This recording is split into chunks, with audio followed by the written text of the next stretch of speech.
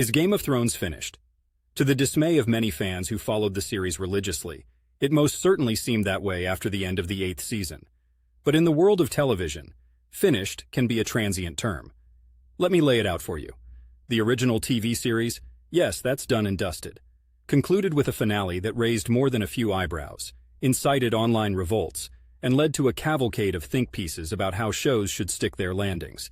It was messy, it was controversial, and it left many fans wondering if it was all worth the journey. Here's the thing, though. George R. R. Martin, the original architect of Westeros, hasn't finished his A Song of Ice and Fire series, which means the book faithful out there still have some content to look forward to. Whether those books see the light of day anytime soon is another matter entirely, but hope is a candle that burns eternal in the hearts of book readers. Now, beyond the original series, HBO isn't one to let a cash cow graze into oblivion. They've got spin-offs in the works, the most notable being House of the Dragon, which zooms in on the history of House Targaryen, set centuries before the events of Game of Thrones. It's like prequels galore over there. So, is Game of Thrones finished? TV series, yes. Franchise? Not by a long shot. Executive producers are mining that territory like there's gold in the hills.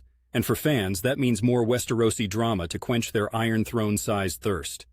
From my corner here in Portland, I've observed that this city, like many others, was gripped by Game of Thrones fever during its run.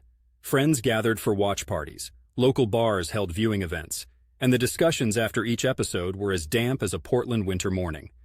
The show may be over, but the cultural impact lingers on, much like the mist over the Willamette.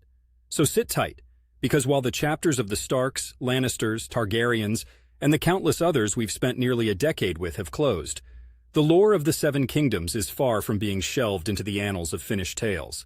The game continues, just with different players and new stories. Such is the circle of life in the realm of epic fantasy.